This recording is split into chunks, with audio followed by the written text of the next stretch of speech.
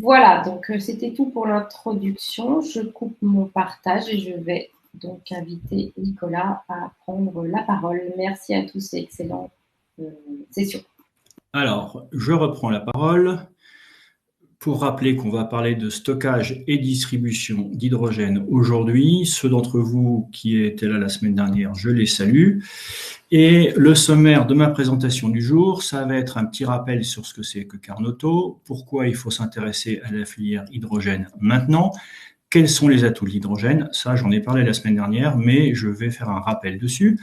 Enfin, je vais recaler ce webinaire dans la série de 3 webinaires sur l'hydrogène que nous faisons. Nous sommes au milieu de la série. Il y en a eu un la semaine dernière, il y en a un la semaine prochaine. Et le sujet du jour, c'est le stockage et la distribution d'hydrogène. Je vous parlerai d'acheminement par conduite, d'acheminement par bateau, d'acheminement par camion et de stockage d'hydrogène. En conclusion, on rappellera les points clés et je vous partagerai quelques sources d'informations et de documentation que vous pourrez aller voir ensuite. Alors, Carnotto, qui sommes-nous? Les instituts Carnot sont des structures de recherche publiques, des EPIC principalement, mais pas que, qui sont des instituts d'excellence labellisés par le ministère de la Recherche pour leurs travaux en recherche partenariale au bénéfice des entreprises et de l'innovation. Ces instituts Carnot sont regroupés en 8 filières, automobile, aéronautique, énergie, et Carnotto, c'est un regroupement de 9 instituts Carnot, c'est la filière recherche publique automobile et mobilité. Et cette filière a vocation à renforcer la compétitivité et l'attractivité des ETI, PME, TPE essentiellement, et sur le territoire, d'où le fait que nous soyons répartis sur l'ensemble du territoire français. Vous voyez, on est répartis partout, sauf dans le sud-ouest, où on réserve nos moyens d'essai à la plateforme, à la filière Aircar aéronautique. Sinon, on est répartis avec tous nos moyens sur tout le territoire. Donc, vous devriez pouvoir accéder chez nous en très peu de temps et dans toute la France. Vous pouvez nous joindre, bien sûr, par le site web carnotto.fr, nous poser vos questions, et certains d'entre vous l'ont déjà bien fait après le webinaire la semaine dernière, par entreprise@carnotto.fr, et nous voir sur les réseaux sociaux. Alors, pourquoi faut-il s'intéresser à la filière hydrogène? Maintenant, je l'ai déjà dit la semaine dernière, eh bien parce que l'utilisation de l'hydrogène fait partie des actions possibles pour réduire les émissions de CO2. Et le monde politique s'est emparé du sujet maintenant. En juin dernier, l'Allemagne a lancé par exemple son plan hydrogène doté de 9 milliards d'euros. En septembre, vous savez que c'est la France qui a lancé son plan hydrogène doté de 7 milliards d'euros. Il y a des financements à la clé, et donc ces financements, ils sont maintenant, ça ne durera probablement pas. Je vous donne 2 exemples pour la France, les 2 appels à projets ADEME que vous connaissez sur l'hydrogène, briques technologiques et démonstrateurs, et écosystèmes territoriaux hydrogène. Pourquoi il faut essayer de candidater aux appels à projets? Parce qu'il y a des subventions intéressantes. Exemple dans le 2e appel d'offres, appel à projets.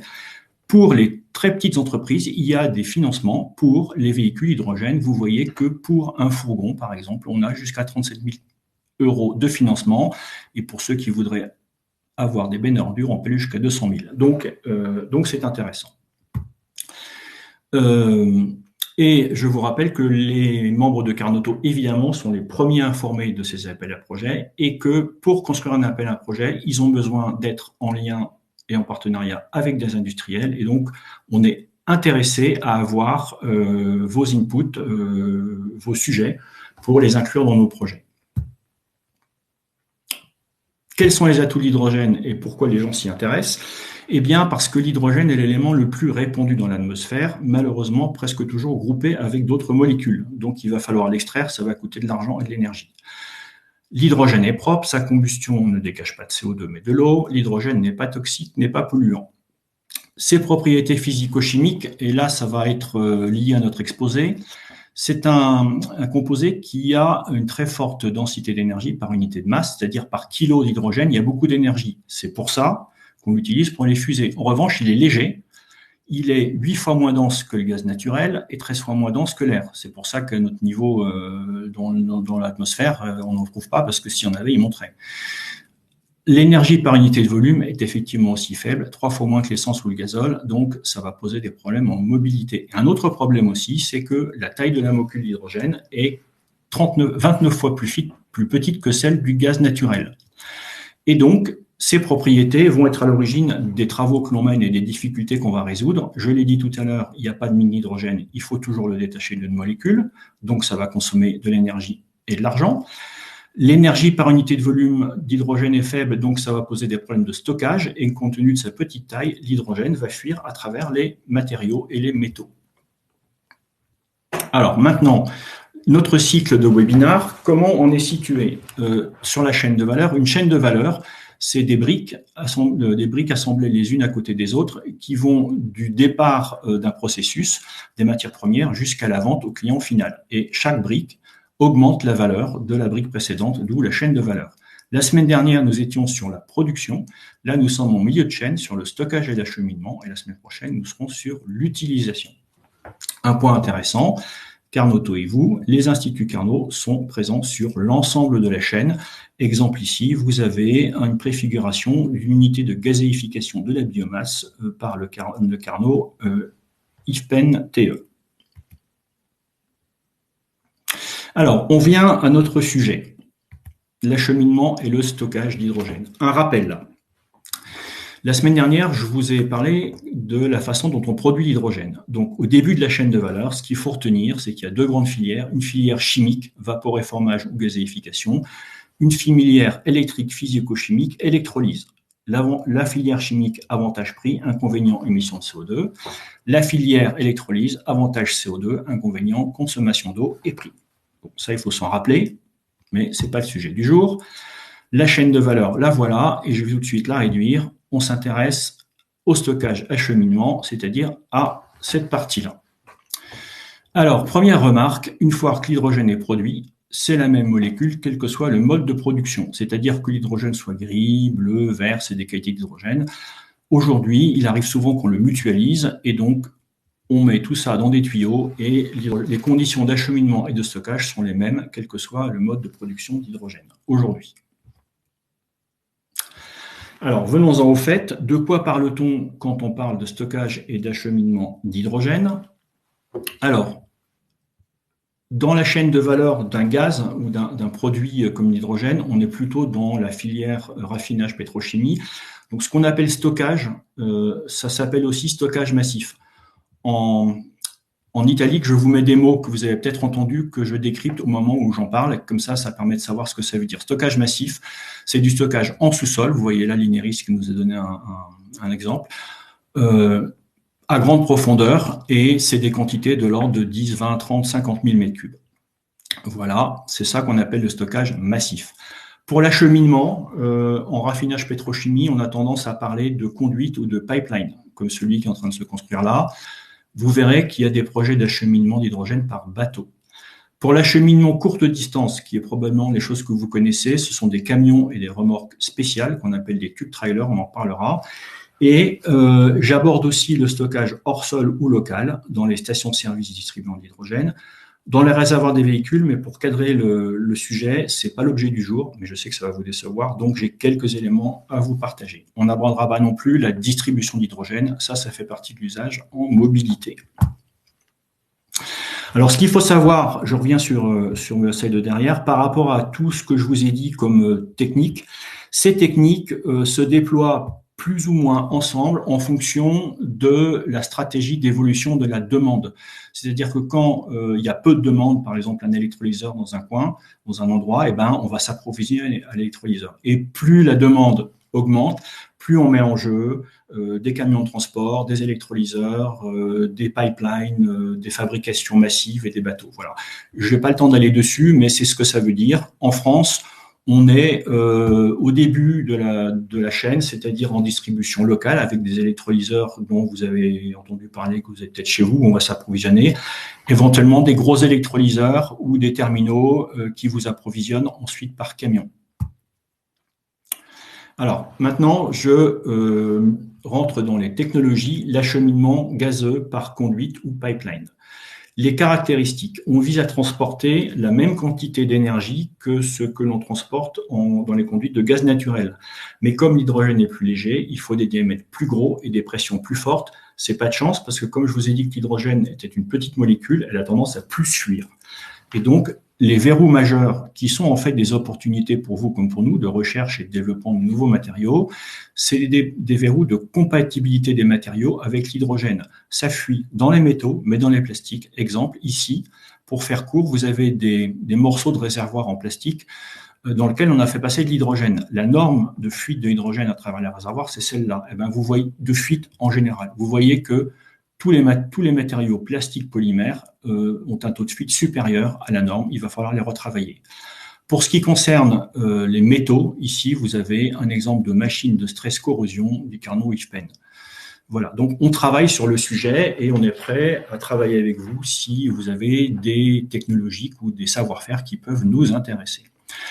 L'avantage des conduites gazeuses ou des pipes, c'est plus sûr qu'un transport par camion. Le surcoût de transport est relativement faible, environ 1 euro par kilo. On n'est pas au pourcent près, donc vous pouvez transformer 1 dollar par kilo, vous pouvez transformer en euros. Je me suis référé à l'AIE qui a des rapports sur le sujet et c'est un ordre de grandeur. Ensuite, le gros avantage, c'est qu'il y a aussi un réseau opérationnel en Europe, notamment en Europe du Nord, donc on connaît déjà la situation.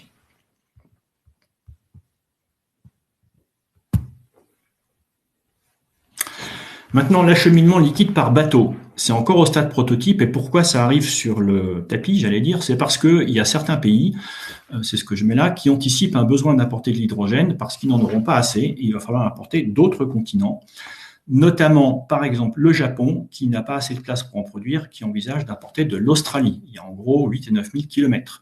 L'Allemagne, près de chez nous, qui suite à des calculs de prix, se dit que peut-être si on fait une production d'hydrogène dans les pays à fort taux d'ensoleillement comme le Maroc ou le Maghreb, même avec le coût de transport, l'hydrogène sera moins cher.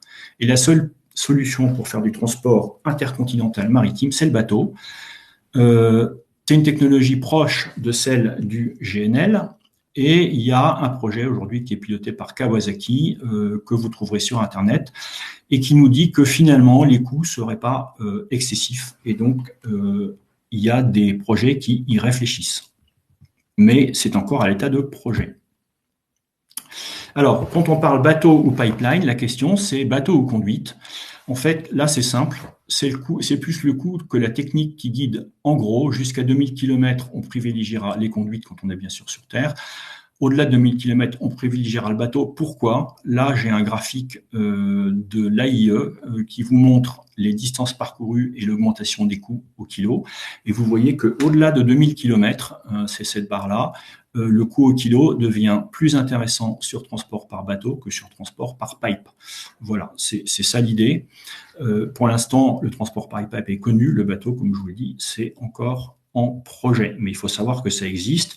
Un détail, vous entendrez parler pour le transport par bateau, je me dois de vous le dire pour votre information, de LOHC, liquide organique hydrogène carrier. Je ne détaille pas, c'est simplement on met l'hydrogène dans un composé qui contient l'hydrogène, par exemple de l'azote, pas de l'azote, de l'ammoniac, ce qui permet d'avoir un transport plus économique au niveau du transport.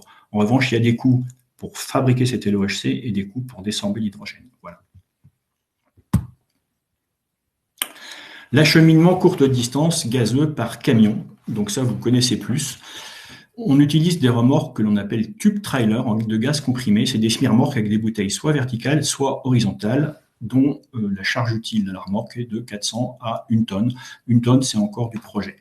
Et alors, ce qu'il faut savoir, c'est que la remorque reste attachée à la station-service bien souvent comme réservoir. On a ici un exemple de station-service. Et ben, ces tube trailers sont l'approvisionnement qui vient se connecter à la station-service pour remplir. Et puis, quand elle est vide, on change de remorque. Ça pose des questions et donc ça ouvre des opportunités pour nous tous. La masse de la remorque fait 30 tonnes. On transporte 1 tonne de carburant. Autrement dit, au mieux, on transporte, seul 3% de la masse transportée est utile. Et donc, il y a des travaux à faire. Et puis, que penser d'un camion qui approvisionne un client en hydrogène vert tout en consommant 25 litres de gazole au 100 km?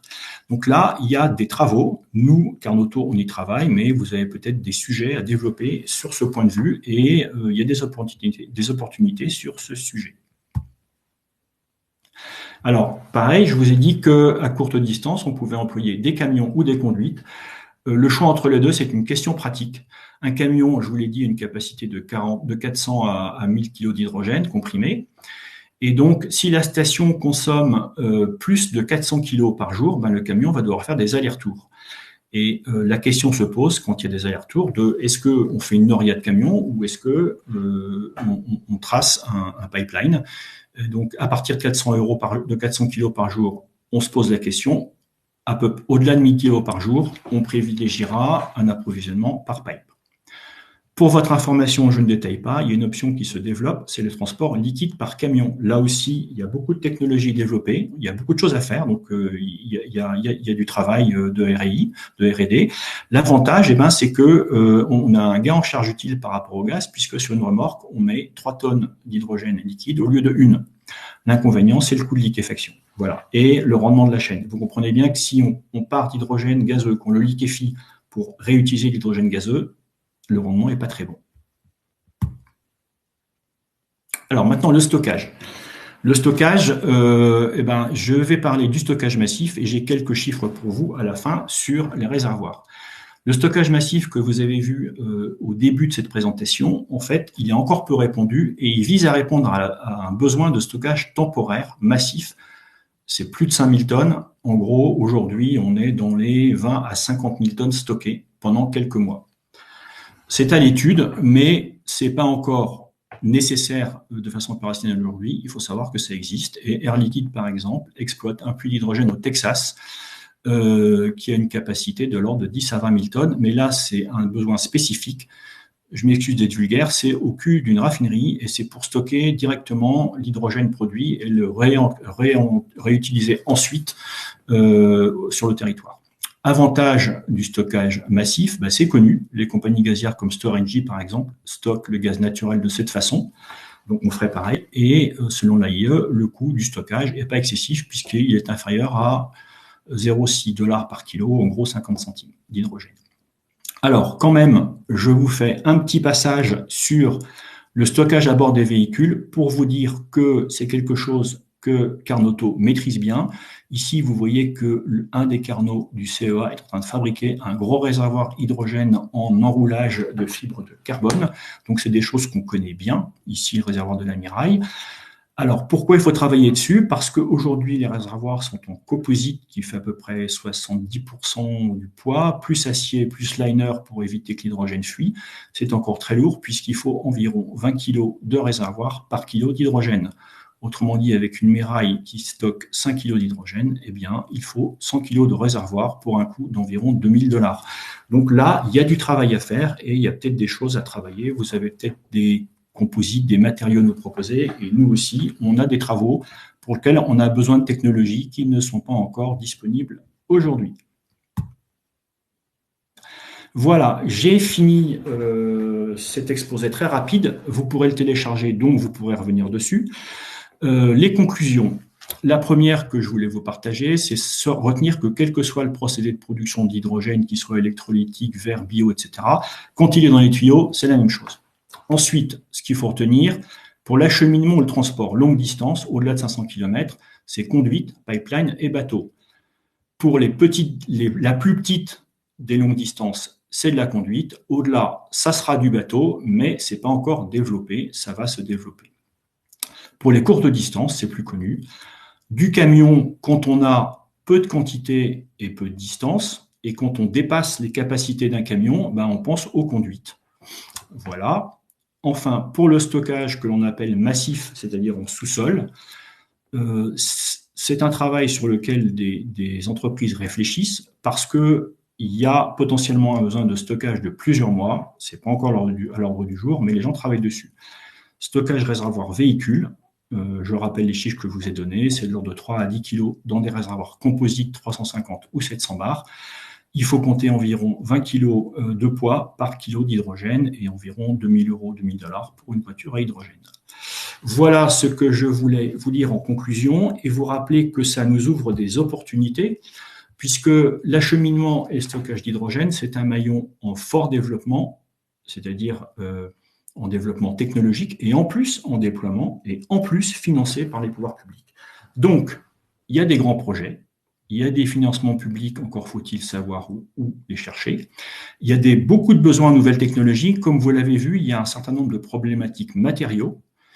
Je remets ici les transports d'hydrogène liquide et LOHC, c'est-à-dire que la liquéfaction de l'hydrogène est quelque chose qui se développe, et il y a aussi des besoins matériaux et processus dans ce domaine-là.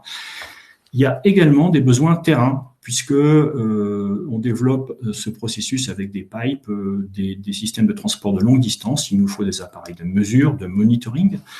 Dans le domaine transport court, des camions de transport dédiés, parce qu'on s'aperçoit qu'aujourd'hui, avec les besoins en environnement, il y a peut-être des améliorations à faire sur les moyens de transport. Donc, il y a des opportunités pour tout le monde, et Carnotto est capable, en fonction des technologies que vous auriez à proposer ou des savoir-faire, de vous dire où on peut l'employer et éventuellement vous aider à les adapter.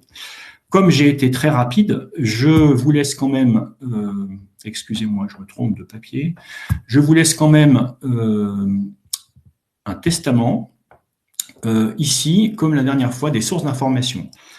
À tout seigneur, tout honneur, je vous renvoie vers nos liens de notre site Carnotto, où vous trouverez des informations générales sur l'hydrogène, ainsi que sur l'association France Hydrogène et la FIPAC, et je vous conseille le rapport de l'AIE de 2019, qui est The Future of Hydrogen, où j'ai pris une bonne partie de mes informations. Pour les appels à projets hydrogène, des liens vers l'ADEME, il y en a d'autres, mais je vous donne l'ADEME. Pour les atouts de l'hydrogène, j'aime bien l'article des techniques de l'ingénieur sur l'hydrogène, auquel je me réfère souvent, qui est un peu mon aide-mémoire. Et d'ailleurs, pour le transport de l'hydrogène, je vous renvoie au même article, page 19 et suivante. C'est un bon condensé, c'est neutre et ça donne toutes les informations de base. Après, pour plus de résultats, vous pouvez voir avec utilité, et c'est accessible sur Internet, la feuille de route Hydrogène Europe, qui donne des chiffres bien précis et des objectifs 2030 sur le transport et le stockage de l'hydrogène.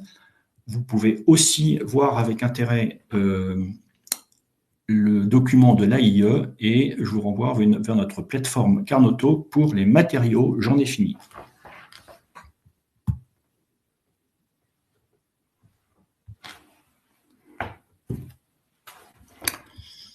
Donc, du coup, on va passer aux questions. Exactement. S'il y en a beaucoup. Alors, la première. Hop. Je ferme la présentation. On va oublier. Alors, la première. Que pensez-vous des gisements d'hydrogène natifs ont-ils été répertoriés?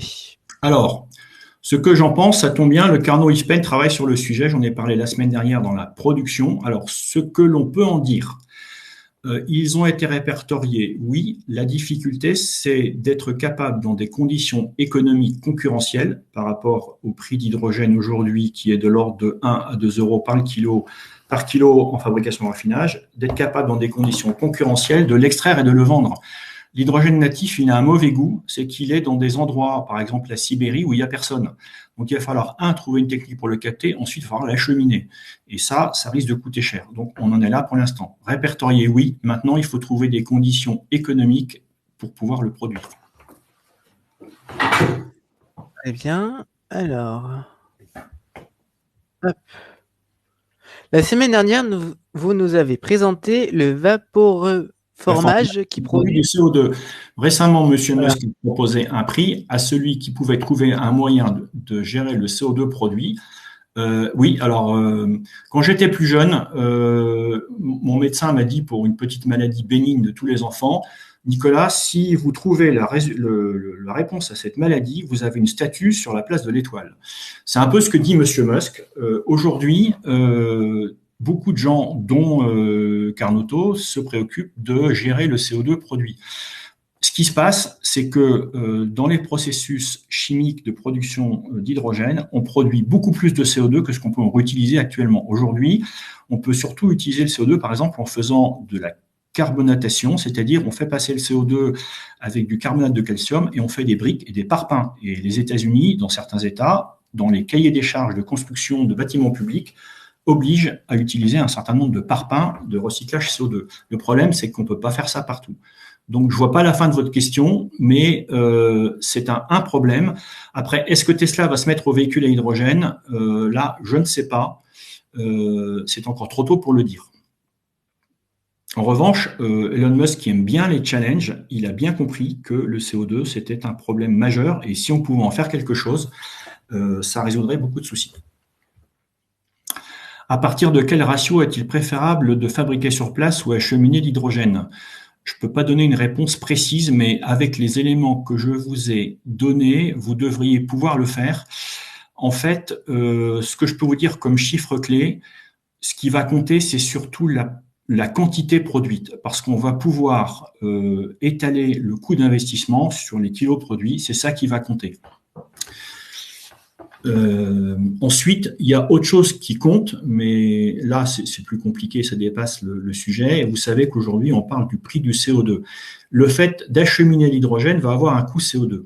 Et ça peut rentrer en ligne de compte. Mais aujourd'hui, à l'heure où je vous parle, dans les 6-10 mois qui viennent, si on fait un calcul, c'est surtout la quantité produite. Si par exemple, si la demande est faible, il vaut mieux mettre un électrolyseur et l'utiliser. Maintenant, si la demande est forte, il y a peut-être intérêt à aller chercher de l'hydrogène à un terminal. Voilà. Question suivante.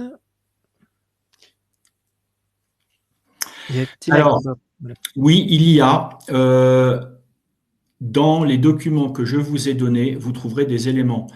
Les comparatifs sont pas toujours complets parce qu'ils s'intéressent bien souvent au sujet du rapport dans lequel ils sont. Mais dans les éléments que je vous ai donnés, notamment dans la revue de l'AIE, vous devriez trouver des éléments de réponse. Je me permets de répondre à cette question. Il y a aussi un rapport que je vous conseille sur ce sujet. C'est le rapport de l'ADEME qui vient sortir sur l'ACV de la chaîne hydrogène. Il est disponible par Internet en téléchargement et là, vous trouverez beaucoup d'éléments. Alors, pouvez-vous repréciser le rendement d'un réservoir en composite, le coefficient de perte? Je ne l'ai pas précisé. Il est relativement faible, mais je n'oserais pas m'avancer. Je pense que c'est quelques pourcents. Mais je n'ai pas l'élément sur place. C'est de l'ordre de quelques pourcents. Vous verrez ça dans les documents que je vous ai donnés en ligne. Ou si vous voulez, vous me reposez la question et je le sors de mes documents.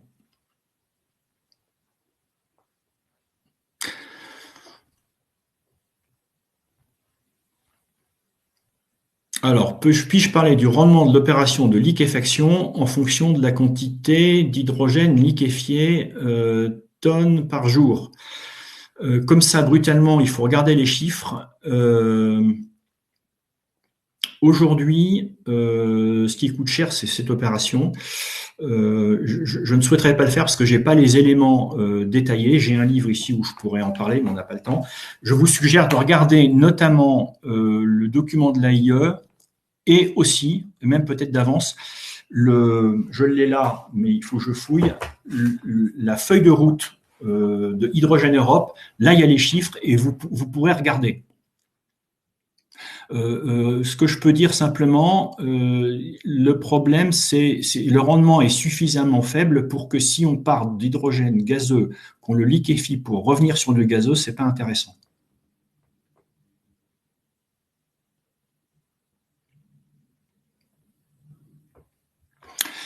Alors, la pureté de l'hydrogène SMR n'est pas très différente. Dans tous les cas, il y a des traitements de gaz en sortie d'unité de fabrication. Dans le domaine raffinage pétrolier, c'est quelque chose qu'on maîtrise parfaitement et c'est classique puisque dans les raffineries, pour vous faire un détail, il y a des composés de raffinage qu'on doit livrer à 99,9. Et donc, c'est simple. Si jamais il y a quelqu'un qui tousse dans le catalyseur avant qu'on charge dans le raffinage, ça ne marche pas. Donc, c'est vraiment comme dans la technique médicale, mais c'est quelque chose que l'on connaît. Alors, des deux côtés, il faut traiter l'hydrogène. Et il y a des systèmes de traitement avec des membranes et des choses comme ça.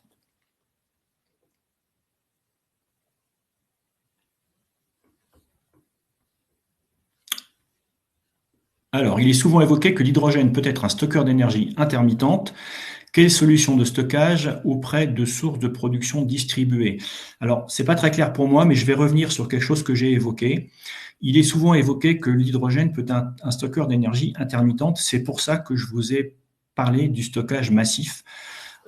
Ça peut être un stockage intersaisonnier. En fait, pour produire de l'hydrogène, qu'on soit en raffinerie ou avec un électrolyseur, pour qu'il soit pas cher, il faut produire au maximum des capacités de l'unité et tout le temps. Sauf que on n'a pas toujours besoin de l'hydrogène, on n'a pas toujours besoin de l'électricité. Et donc, il arrive qu'il y ait des moments où on produit plus d'électricité, on pense qu'on peut produire plus d'électricité qu'on en consomme. Dans ce cas, au lieu de jeter l'électricité consommée, on fabrique de l'hydrogène. Sauf que si c'est par exemple en été, on n'en a peut-être pas forcément besoin. Et donc, l'idée est venue à un certain nombre d'organismes publics ou privés ou centres de recherche de fabriquer de l'hydrogène avec l'électricité en surplus et de la stocker dans ces stockages massifs qui peuvent prendre 10 ou 15 000 tonnes. Et en hiver, on ressort l'hydrogène, on utilise des piles à combustible et on fabrique de l'électricité.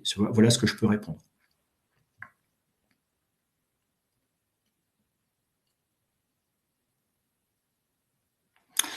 Alors, il y a un point clé. Mercedes Camion a dit qu'il utilisait le stockage d'hydrogène liquide pour application embarquée. La première chose, c'est l'autonomie.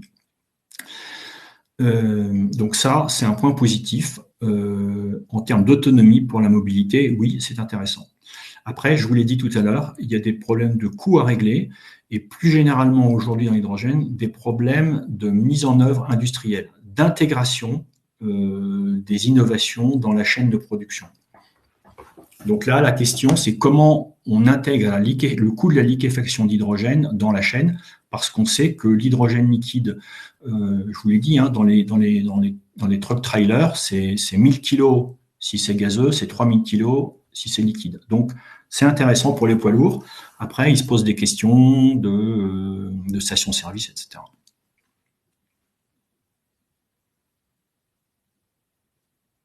Oui, alors la question, les carburants se détériorent dans le temps, humidité, bactéries, existe-t-il des études sur la conservation d'hydrogène? Oui. Notamment, alors, pas pour tout, notamment, je vais être court parce que là le temps s'épuise, notamment lorsque, j'en ai pas parlé, on fait des mélanges dans les tuyaux de gaz, dans les gazoducs, d'hydrogène et de gaz naturel. Vous savez que c'est très tendance.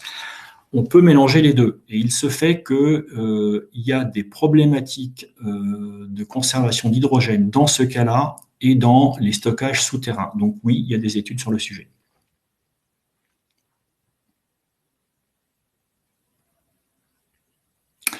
Alors, qu'en est-il de la transformation d'hydrogène sous forme de gel à très basse température? Je vais être honnête avec vous, je sais que ça existe, mais j'ai pas été regardé précisément. Il y a d'autres solutions.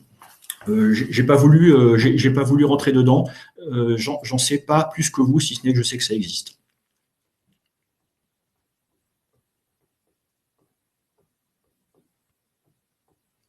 Alors, c'est une bonne remarque.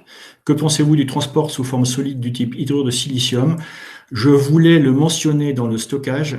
En fait, aujourd'hui, ça a un regain d'intérêt, le stockage solide, parce que comme l'hydrogène, la filière hydrogène est en train de se développer, on retravaille dessus. Le principal point, le principal frein, mais encore une fois, là, je vous le dis à tous, c'est peut-être des opportunités pour vous comme pour nous, c'est qu'aujourd'hui, la quantité d'hydrogène stockable n'est pas encore compatible avec l'autonomie nécessaire que l'on veut pour un véhicule. Et que le coût du stockage aujourd'hui est encore un peu élevé. Voilà. Le principal problème, en fait, c'est qu'on peut rentrer de l'hydrogène dans un hydrure de silicium en forçant sous pression. Le problème, c'est qu'il ne veut pas sortir.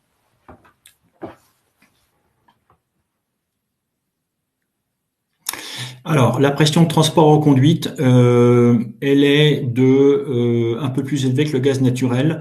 Donc, elle va jusqu'à 100 bars, parfois un peu plus.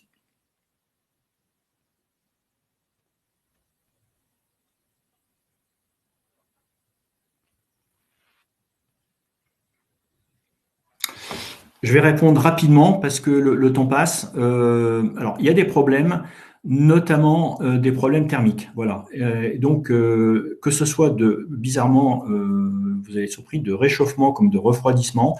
Et donc, comme ce sont des interfaces bien souvent à base de métaux, il y a des métaux jouent et il y a des problèmes de fuite. Donc, il y a des problèmes thermiques, de tenue thermique des matériaux. Comme on arrive effectivement à la fin de encore une question. Je voulais quand même pouvoir proposer aux participants de télécharger vos supports. Donc, pour télécharger les supports de Nicolas, pour ceux qui veulent récupérer les slides, vous pouvez les prendre dans le tableau d'événements. Là, si vous suivez ma souris, tout en haut à droite, il y a un tableau d'événements avec 2 onglets, les infos sur l'événement, mais surtout les fichiers partagés. Là, vous pouvez télécharger la présentation de Nicolas. Donc, n'hésitez pas. Et puis aussi, on vous a mis le lien vers le 3e webinaire de Carnoto, qui a lieu le 4 février. Pardon. Donc, vous avez la possibilité de cliquer ici pour vous inscrire directement à ce webinaire. Voilà. On a encore une question, Nicolas. Est-ce qu'on prend cette dernière question? Je le fais court. Je le fais court. C'est une solution, c'est une bonne question. C'est une solution sur laquelle on ou l'industrie travaille. Il y a juste un souci sociétal, c'est que le méthanol est considéré comme dangereux pour l'homme, et donc il y a des problèmes de réglementation. Voilà ce que je peux dire pour faire court, mais c'est une solution, oui. Parfait. Bah, écoutez, on n'a plus de questions dans le chat. Donc, il nous reste à remercier tous nos participants de vous avoir suivis. Merci à vous, Nicolas. Pour information, le replay sera disponible sur la plateforme ActenMatch et le site de Carnoto. Donc, vous pourrez revoir pour ceux qui n'ont pas eu le début. Visiblement, il y a eu quelques personnes qui sont venues vers moi par rapport à ça.